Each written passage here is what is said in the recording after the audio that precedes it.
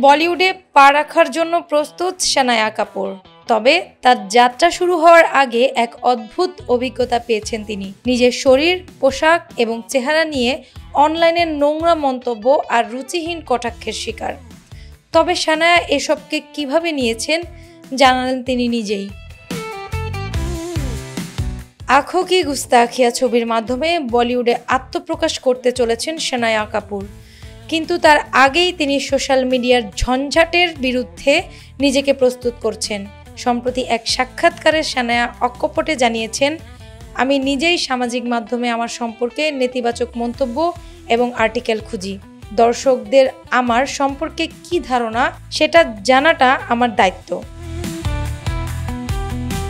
এমন সময় যখন বেশিরভাগ তারকা অনলাইনে ট্রোলিং এবং ঘৃণাকে এড়িয়ে চলার চেষ্টা করেন, সেখানে সানায়ার দৃষ্টিভঙ্গি পুরোপুরি ভিন্ন।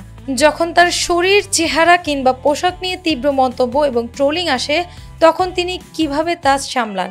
সানায়া জানান, অনেক সময় এসব মন্তব্য অত্যন্ত নিষ্ঠুর হয়, বিশেষ করে আমার পোশাক দেখতে কেমন বা শরীর কেমন এগুলো নিয়ে।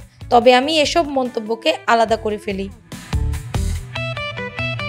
আমি অনেক আগেই এই যাত্রাপথে অভিজ্ঞতা অর্জন করেছি। আমি জানি কোনো মন্তব্য আমাকে অবহেলা করতে হবে এবং কোনটা গ্রহণ করতে হবে।